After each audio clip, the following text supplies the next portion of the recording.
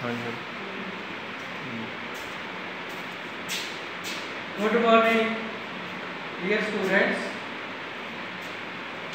पहला भी तुहानू कई बार अजकल जिदा कोरोना वायरस है वो बहुत वास्ट लैवल पर स्प्रैड हो चुका। सो आपां कोरोना तो डर के नहीं, आपां उसका डट के मुकाबला करना। सो अपने तुसीं टाइम टू टाइम जिहड़े अपने हैंड वाश करने हैं ते नाल मास्क जिहड़ा है वो पहन के रखना। सो अपने आले दुआले सफाई रखनी है। जो भी गवर्नमेंट दी इंस्ट्रक्शंस या लोकल एडमिनिस्ट्रेशन दी इंस्ट्रक्शंस है उन्होंने फॉलो करना ते नाल आपां जिहड़ी अपनी पढ़ाई है उन्होंने भी आपां जारी रखना। सो ऑनलाइन पढ़ाई का पूरा फायदा। तो जो अज का साडा टॉपिक हैगा PLC एंड माइक्रो प्रोसेसर के अंदर वर्किंग ऑफ PLC। कल भी मैं तुहानू काफ़ी चीज़ें ये बारे दसियां सी। PLC है कि now PLC is a digital computer. PLC is a digital computer used for automation of industrial process. It was initiated to replace the relay circuit,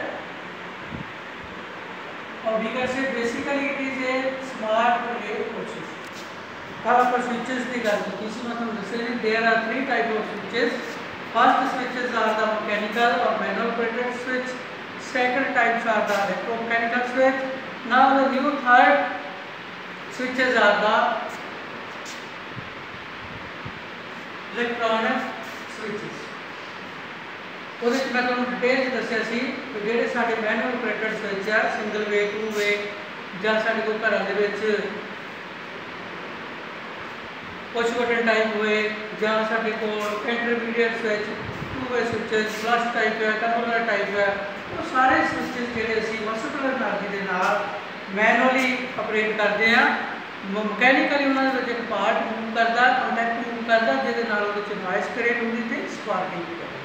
पर अज की टैक्नोलॉजी जी है वो कुछ चेंजेस बहुत जड़ियाँ देखने को मिलदियाँ। First of all this technology या product it should be reliable. Product की होनी चाहिए, रिलायबल होनी चाहिए, अप्रोचेबल होनी चाहिए, कंपैक्टिंग साइज होनी चाहिए। वो एक होर एस्पैक्ट आता, वो एस्पैक्ट की है भाई जी प्रोडक्ट है it should be eco friendly. It should be eco friendly mean वो वातावरण को नुकसान ना जाए। जिदा अजकल पोल्यूशन है, there are so many types of pollution, air pollution, water pollution, soil pollution. एक होर जी नवी पोल्यूशन आई है रेडियो एक्टिव पोल्यूशन, जी सबसे डेंजरस है, जी असीं हाई फ्रीक्वेंसीज वेव यूज करते हैं। अजकल साढ़े पंछी जोड़े वो नहीं रहे, होर सानू कैंसर वर्गियां जिहड़ियां लाल बीमारियां लग रही। सो असीं ये गल कहने जी असीं प्रोडक्ट तैयार करिए, जी टैक्नोलॉजी असीं यूज करते हैं वो जी साडी टैक्नोलॉजी आ it should be eco friendly mean जी वातावरण को नुकसान ना करे। सो जो ये साडे स्विचेस है ये नॉइस क्रिएट होंदी है, ये स्पार्किंग होंदी है। स्पार्किंग के नाल इग्निशन के नाल अग लगन का डर रहता, जिसके नाल बहुत ज़्यादा साडा जानी माली कई बार नुकसान हो जाता। सो इस करके ये जोड़े स्विचेज है अजकल रिप्लेस हो गए, बल्कि भी है, कॉस्टली भी है, इसकी लाइफ भी घट है। ठीक है। सो सैकेंड टाइप का स्विच दसते इलैक्ट्रोमकैनिकल स्विच। सो जो असी थोड़ी टैक्नोलॉजी चेंज हुई, पुरानिया मैं देखता अपने टैलीफोन एक्सचेंज वगैरह वो रिलेज वगैरह लगे होंगे सी, दैन इलैक्ट्रोमकैनिकल स्विच आया। दीज आर द रिलेज और कंडक्टर। वो जो सप्लाई देने कॉयल जी साड़ी कॉयल आ, then it get energized, it store electrical energy in the form of electromagnetic field, then it become electromagnet। एक आर्टिफिशियल जिन्हें भी फील्ड के बड़े चुंबक यूज होंगे, आर्टिफिशियल चुंबक जो है यूज होंगे, मोटर्स हो या दूसरे जितनी सारी फाइलें एनर्जाइज होंगी इलेक्ट्रोमैगनेट होंगे, चाहे साढ़ा ट्रांसफार्मर या चाहे वो चीज़ें है वो सारे आर्टिफिशियल मैगनेटाइज होंगे। जो सप्लाई बंद हो जाती है, करंट फ्लो होना बंद हो जाता, वो जोड़े डीमैगनेटाइज परमानेंट मैगनेट होंगे। सो उस एक्शन के नाल असीं जिहड़ी साडी एनर्जी से असीं उहनूं मैकेनिकल एनर्जी कन्वर्ट कर देते सी। Equal charge repel each other and opposite charge attract each other. So ਉਹਦੇ ਨਾਲ ਅਸੀਂ मूवमेंट ਜਿਹੜਾ पैदा करते सी।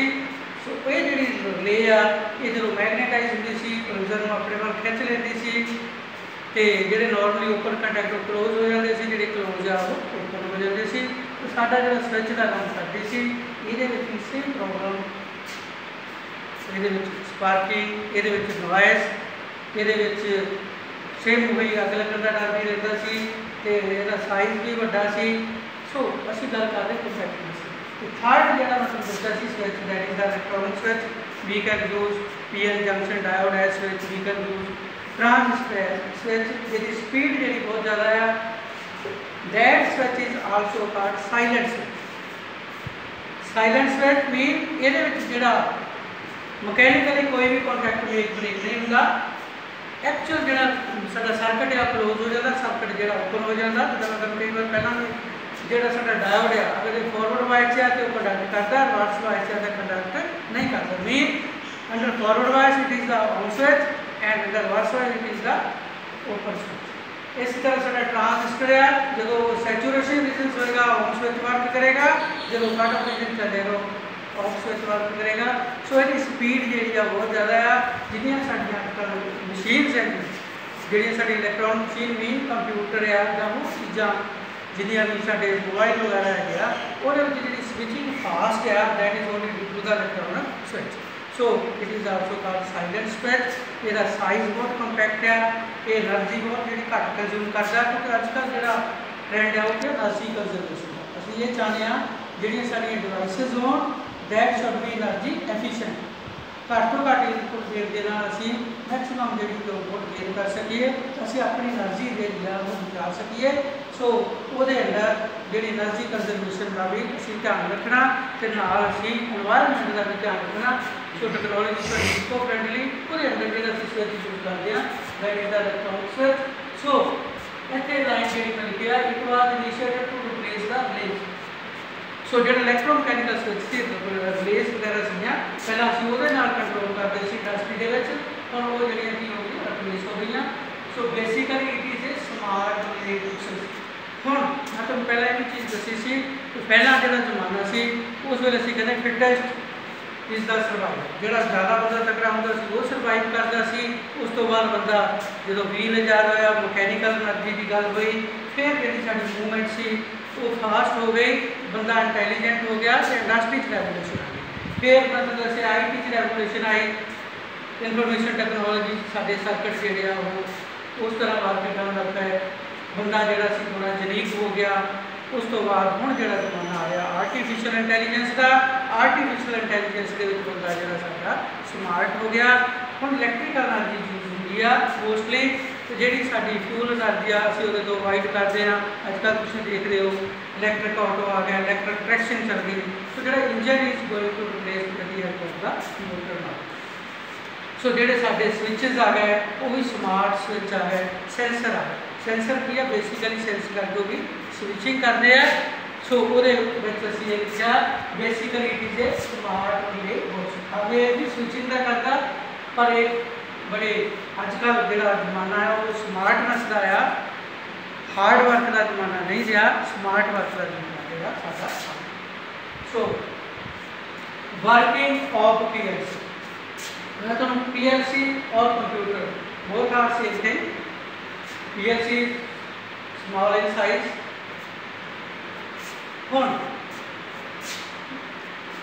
This computing machine is the copy of human body.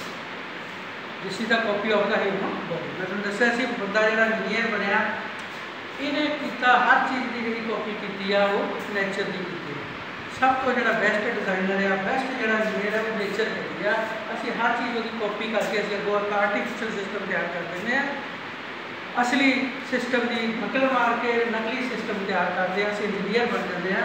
So basically this computer और this PLC is a copy of the human body कितना work करती है।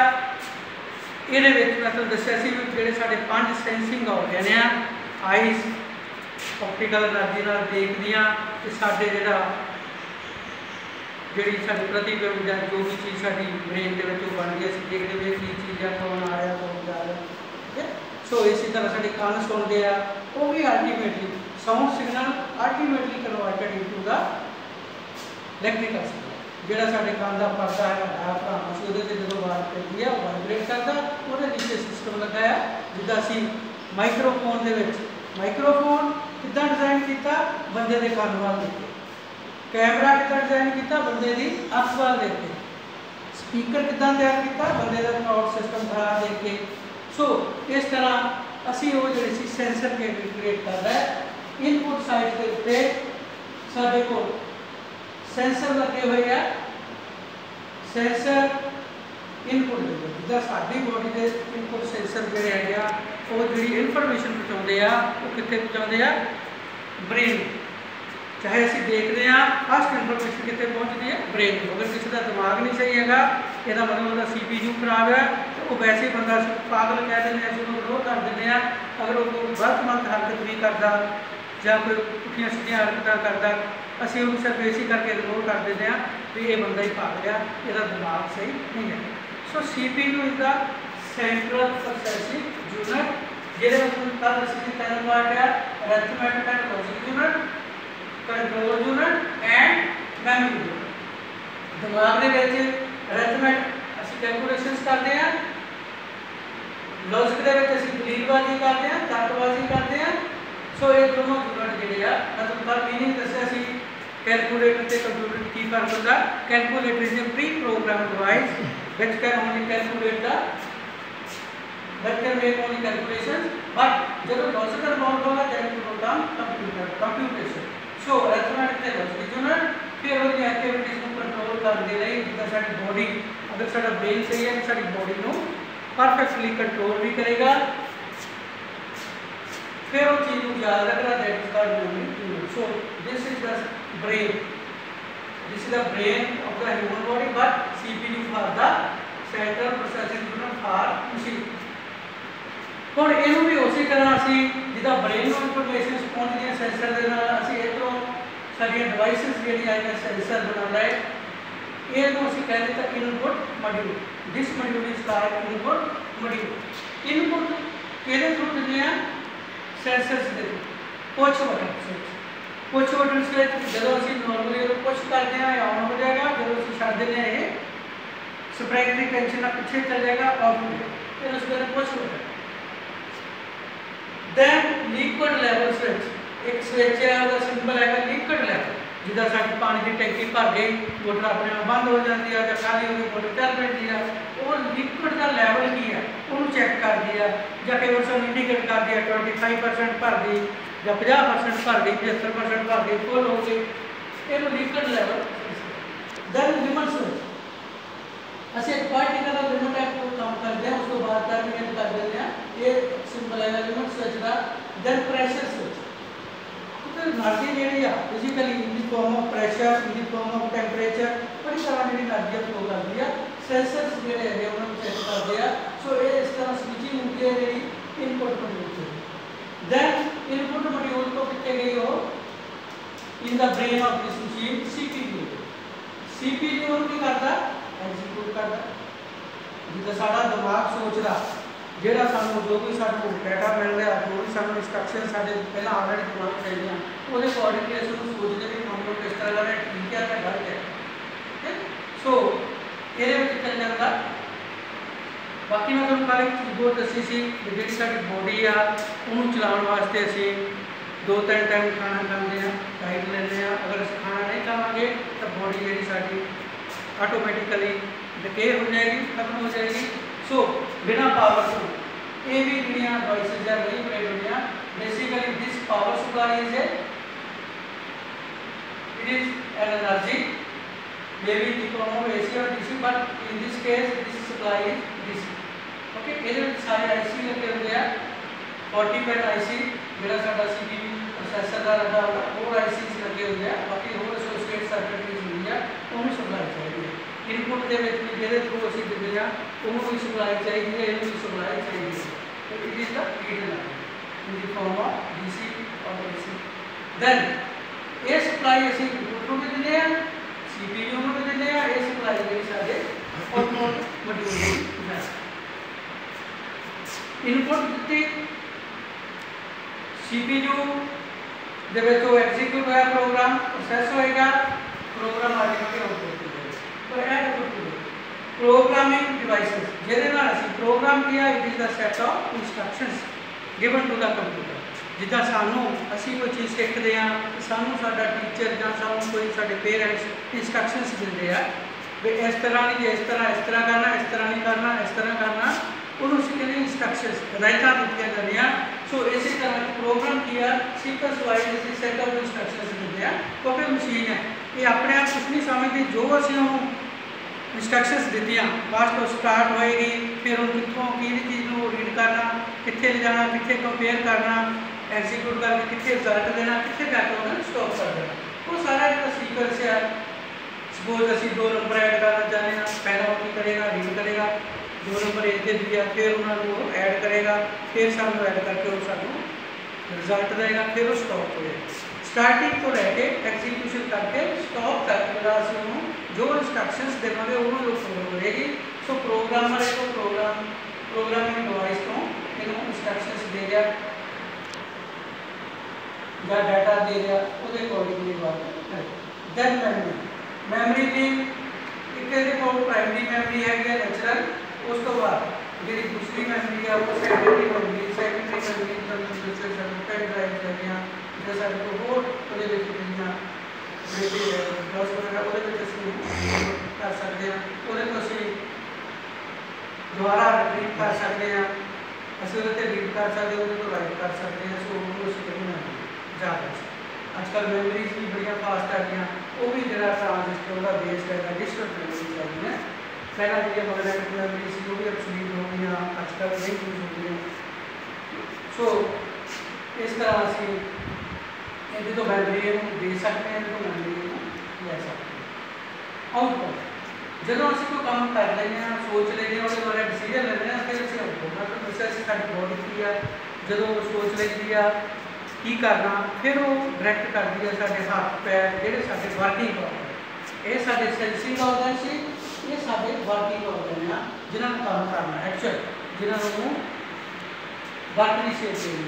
सो आउटपुट से जाके सपोज इतने आउटपुट आ गई, उन्हें डायरेक्ट करना मोटर में, मोटर ने स्टार्ट होना या मोटर ने स्टॉप होना या मोटर की डायरेक्शन रिवर्स करनी है, मोटर की स्पीड कंट्रोल करनी है, जब कोई पार्ट आ गया वो कोई एक्शन लेना। So this is the symbol of motor. Output side the symbol ये motor a device which convert electrical energy into mechanical energy.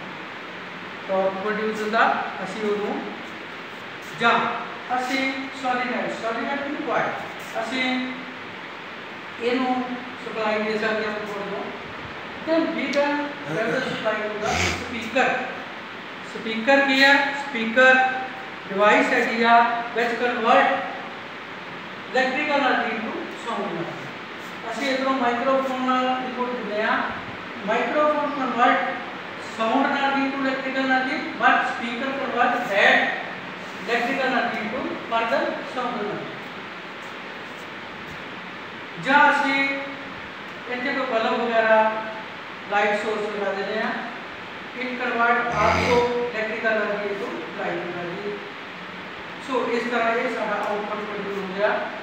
Output devices इधर से कनेक्ट करते हैं जहाँ से वो लोड भी करते हैं, सीधे से लोड कनेक्ट करते हैं। फिर ध्यान देख लो जिदा साड़ी बॉडी के सेंसिंग ऑर्गन है, ਅਸੀਂ सेंसर के थ्रू इनपुट मॉड्यूल ਨੂੰ ਦਿੰਦੇ ਆ, इनपुट मॉड्यूल ਤੋਂ कनेक्ट करके ਅਸੀਂ CPU ਨੂੰ ਦਿੰਦੇ ਆ, CPU ਤੋਂ आउटपुट करके ਅਸੀਂ ਉਹ आउटपुट मॉड्यूल को सप्लाई दे रहे हैं। आउटपुट मॉड्यूल जो फर्दर जी साड़ी इंडस्ट्री के सारे को डिवाइसेस का लोड लगा है वो ड्राइव।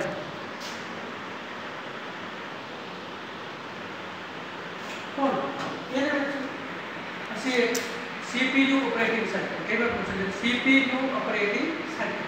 CPU ऑपरेटिंग सेंटर की है पहला स्टार्ट स्कैन, पहला स्कैनिंग स्टार्ट होगी, then इंटरनल चेक ਉਹਦਾ सारी चेकिंग होएगी, then स्कैन इनपुट, स्कैन ਜਿਹੜੀ ਹੋਈ वो ਇੱਥੇ इनपुट होगी CPU ਨੂੰ, then execute प्रोग्राम लॉजिक ये प्रोग्राम लॉजिक को सारे को एग्जीक्यूट करेगा।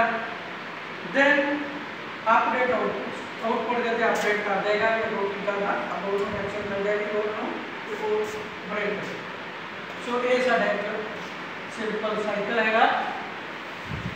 देन आर्किटेक्चर डिटेल मिल गया। Input circuit, CPU, memory, then output circuit. Input relay आजकल रिलेज की जगह पे जेडे साडे सर्किट्स आ गए, जेडे साडे ट्रांजिस्टर्स वर्क करते हैं। देन काउंटर में काउंट्स द सिग्नल्स, क्योंकि वो सानू ये भी देखना पैंदा कि कितने बेसिस या कितने सिग्नल्स पास कर गए हैं, काउंटिंग की जरूरी है। Counter counts the pulses.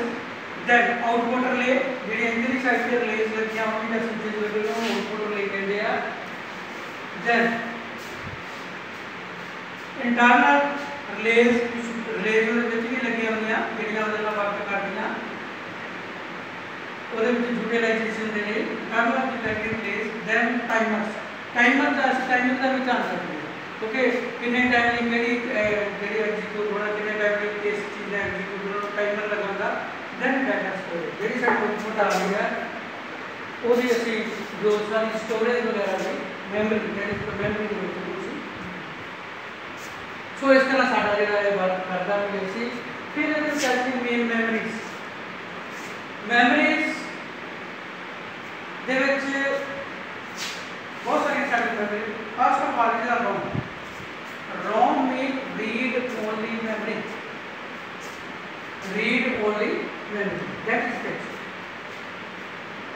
कुछ मेमोरीज होंदियां which are volatile in nature। volatile में ਜਿਹੜੀ ਚੀਜ਼ ਜਿੱਦਾਂ ਆਪਾਂ ਕਹਿੰਦੇ ਹੋ ਜਾਂਦੀ ਹੈ, ਜਦੋਂ ਪੈਟਰੋਲ ਨੂੰ ਹਵਾ 'ਚ ਰੱਖ ਦੋਗੇ ਤੇ ਪੈਟਰੋਲ ਜਿਹੜਾ ਹੌਲੀ ਹੌਲੀ ਕੀ ਹੋਏਗਾ, ਵੈਪੋਰੇਟ ਹੋ ਜਾਏਗਾ। ਹੌਲੀ ਹੌਲੀ ਉਹ ਜਿਹੜਾ ਸਾਡਾ ਬਰਤਨ ਵਿੱਚ ਪੈਟਰੋਲ ਪਾਇਆ ਉਹ ਖਾਲੀ ਹੋ ਜਾਏਗਾ।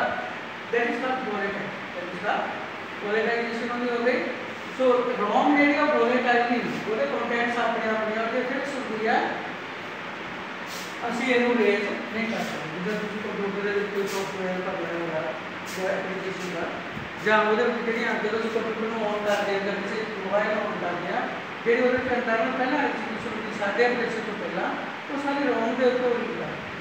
ਜਾਂ ਸਾਡੇ ਦਿਮਾਗ ਦੇ ਵਿੱਚ ਵੀ ਇੱਕ ROM ਨਹੀਂ ਫਿਕਸ ਜਿਹੜੀ ਸਾਡੀ ਸੋਚ ਬਣੀ ਹੋਈ ਆ, ਉਹ ਸਾਰਿਆਂ ਨੂੰ ਪਤਾ ਹੀ ਹੁੰਦਾ। ਉਹ ਦਿਮਾਗ ਦੇ ਜਿਹੜੇ ਹਾਰਡ ਫੈਕਟਸ ਹੁੰਦੇ ਆ, ਅਸੀਂ ਕਹਿੰਦੇ ਹਾਂ ਪਰਮਾਨੈਂਟਲੀ ਇਹ ਚੀਜ਼ ਦਿਮਾਗ ਦੀ ਸਾਡੇ ਦੇ ਕੋਲ ਬਣਿਆ ਹੁੰਦਾ। Then RAM mean random access memory। ਜਦੋਂ ਅਸੀਂ वर्क करते हैं कोई प्रोग्राम ਅਸੀਂ ਉਹਦੇ ਵਿੱਚ ਟਾਈਪ ਕਰ ਰਹੇ ਹਾਂ ਜਾਂ ਕੋਈ ਡਾਟਾ ਦੇ ਰਹੇ ਹਾਂ, ਇਨ ਬਿਟਵੀਨ ਕਈ ਵਾਰ ਲਾਈਨ ਚੱਲ ਜਾਂਦੀ ਹੈ ਤੇ ਜਿਹੜੇ ਸਾਰੇ ਕੰਟੈਂਟਸ ਆ ਉਹ ਅਰੇਂਜ ਹੋ ਜਾਂਦੇ। ਪਾਵਰ ਜਦੋਂ ਗੋਜ਼ ਆਫ ਹੋਏਗੀ, ਅਗਰ ਅਸੀਂ ਉਹਨੂੰ ਸੇਵ ਨਹੀਂ ਕੀਤਾ ਤੇ ਉਹ ਸਾਰੇ ਅਰੇਂਜ ਹੋ ਜਾਂਦੇ ਆ, ਉਹ ਅਸੀਂ RAM ਦੇ ਵਿੱਚ ਵਰਤ ਕਰਦੇ ਹਾਂ। ਸੋ ਇਹਨੂੰ ਵੋਲੇਟਾਈਲ ਮੈਮਰੀ ਕਹਿੰਦੇ ਆ। So RAM mean random access memory। Then programmable read only memory. जैसे प्रोग्रामिंग आपने कोई चीज कर सकते, दो मैन्युफैक्चरर ने निकाल देता वही रहेगी। ROM ਦੇ ਵਿੱਚ ਅਸੀਂ ਕੋਈ ਵੀ ਬਦਲਾਅ ਜਿਹੜੇ ਮੈਨੂਫੈਕਚਰਰ ਹੈਗੇ ਉਹ ਚੇਂਜ ਕਰ ਸਕਦੇ ਆ। ਪ੍ਰੋਗਰਾਮ ਚੇਂਜ ਕਰਨਾ ਨਹੀਂ, ਇੰਸਟਰਕਸ਼ਨ ਚੇਂਜ ਕਰਕੇ ਅਸੀਂ ਆਪਣਾ ਜਿਹੜਾ ਕੋਈ ਚੀਜ਼ चेंज करनी चाहते हैं, प्रोडक्ट चेंज करने से चेंज कर सकते हैं। So ROM in programmable read only memory. Then EEPROM का मतलब erasable programmable read only memory. ये भी रेजेबल होती है, प्रोग्रामेबल होती है, रीड ओनली मेमोरी होती है, जिसको ਅਸੀਂ यूवी लाइट के नाल अरेंज कर सकते हैं। ये अल्टरनेटिव होता है, ਅਸੀਂ ਨੂੰ अल्टर कर सकते हैं। अल्टर का मतलब है जिसको ਅਸੀਂ चेंज कर सकते हैं। Then EEPROM means electrically erasable programmable read only memory। So ये भी अल्टरेबल होती है, इलेक्ट्रिकल सिग्नल से भी इरेज कर सकते। देन नॉन मतलब non volatile random access memory. Non volatile random access memory भी अल्टरेबल होती है, ये भी इलेक्ट्रिकल सिग्नल के साथ So these memories are used for PLC.